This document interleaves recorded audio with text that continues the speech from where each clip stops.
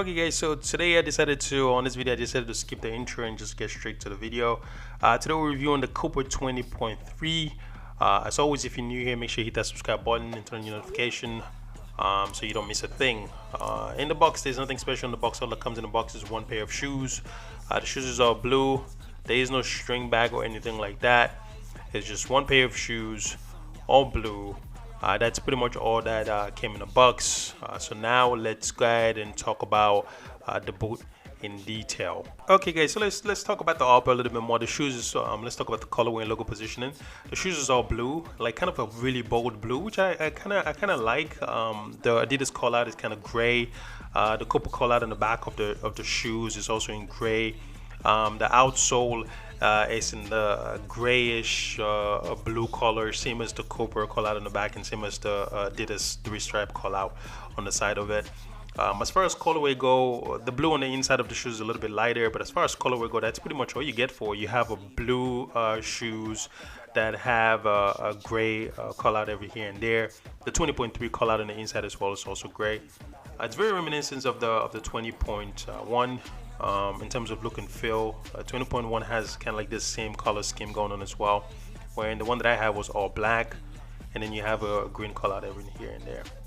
So it's very resemblance of the 20.3. This is a cheaper version, and this is one of the reasons why I love this boot. It's one of the best budget boots out there. It's an all leather upper, so you can't really complain about that. It has a really nice pushback to it when you push down on it. It feels amazing for a budget boot. A little bit tight at first because it requires some breaking time, but for a budget boot you have like this 3D thing going on the side of it, which is really nice. It kind of helps with the aesthetic part of things. It really does bring it out a little bit more, and I love that about it. It has this Dunkin' Donuts for front part of things that look like layers of Dunkin' Donuts, or at least I think it looks like layer of Dunkin' Donuts.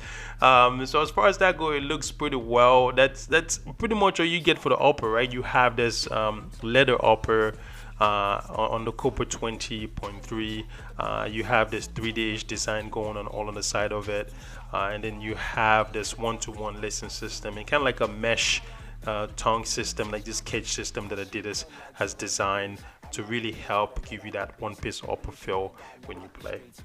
And that's one of the reasons why I think that the Copa 20.1 is kind of like a really good, the Copa 20.3, excuse me, not the 20.1, the 20.3 is a really good budget shoes because it has the aesthetics. It looks like the 20.1. And the only difference that I see is that the 20.3 don't have kind of like this mesh on the heel area to kind of give you that sock-like feel. It doesn't have the same mesh that the 20.1 have, and I'm gonna kind of do a comparison between the two as well. But you can live with that because the price tag for this thing is amazing, and it's an all leather shoes except for the tongue area, which is like a mesh. But it's an all leather shoes, and it just feels pretty well, and I really love that about the upper of the shoes, and I really love the price range of the shoes as well. Okay, so the insole, not the insole, but the tongue area, the tongue of the shoes, the caging system is very similar to what they have in the 20.1. You have kind of like this cage system, this mesh cage system going on, where you can see the elastic there is kind of tied or fastened to the other side of the boot to help give you that one-piece upper feel. So it's like a cheaper version of a very fancy cage system that helps gives you that one-piece upper feel. It's not expensive. This is the one part that I wish was a little bit different, because this is the one part that looks a little bit cheap. But again, at the price, you cannot complain because you have this amazing boot that looks pretty well. It feels pretty well, so you can't really complain. The padding on the ear area is pretty soft. It feels very well. I love it. It's enough padding. It's not excessive. It's not a lot. It's just the right amount of padding. The insole is not removable. Another difference between this and the 20.1, the 20.3, the insole is not removable. You can't, you can force it out, but it's not meant to be removable. That can be a down thing for most people, or a drawback for most people, because including myself, I like taking off the insole sometimes when I play. And this shoes is a little bit tight, so taking off the insole helps a little bit when you want to break it in and then put it back in. So that's one thing to keep in mind if you like removing the insole of your shoes. But if you don't care, then there's nothing to worry about there. But that's pretty much what you get for the insole of the shoes. You have this really nice padding area on the heel area there. You have this mesh tongue. Again, very similar to the 20.1. As far as the insole go, that's pretty much all you get for it. Okay, so let's talk about the outsole. The outsole is pretty straightforward. It's in a very affordable boots. So we know that when there's affordability when it comes to boots, most of the time these brands use TPU outsole, and it's the same here. Again, you cannot complain here because we're talking about affordability, right? The focus here is affordability. You have this amazing boot that might be tight at first, and we're going to talk about that when we try it on, but you have this amazing boot that just is affordable, but it has a TP outsole. You can see the front of the shoes is a little bit flexible. However, the middle, they have stiffening bar going on there, and it's not that flexible. But again, one of the things that I want you guys to keep in mind is affordability, great boots, affordability, right? So you have a flexible forefront. However, the middle is not that flexible. Okay, guys, so let's talk about on fit here for a second. Now, this boot, again, very affordable. I'm gonna try to hammer that point across. It's a very affordable boot. Now, does it feel great? Yes, it feels great.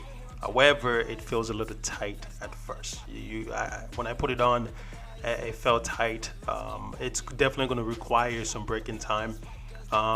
It's fitted and it's a little bit tight as well. So it's a fitted boot that's a little bit tight. So you're going to require some breaking time to break in the leather, to break it in and be able to play with it. Maybe a couple of games to really get to break it in and be able to enjoy the boots. My final conclusion is that it's an amazing boot. It definitely required the breaking time that you're gonna have to put into it.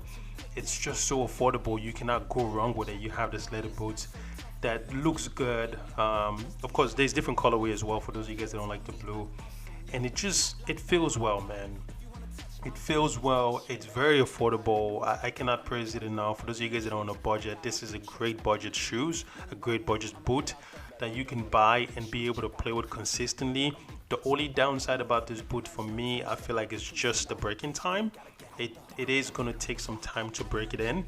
It is going to take some time for your foot to get adjusted to it, but once it's broken in, you're going to enjoy this thing for a long time, and it's just affordable. I mean, I'm going to keep saying that. It's just so affordable, you know. You cannot rate this boot bad at the price tag that it's at. It's just an affordable boot. Anyway, that's it for me, guys. If you haven't done so already, as always, make sure you hit that subscribe button and turn on your notifications so you don't miss a thing. Thumbs up if you have enjoyed the video. I'm trying out a new style of video here to see how it is, so if you guys do like it, let me know. Moving forward, I can make something similar to this, so I'll kind of switch it up a little bit. Kind of like this one a little bit more. So thumbs up, subscribe, turn on your notification, and as always, do not forget to stay geeking. I will see you guys next time. Peace. Stop that.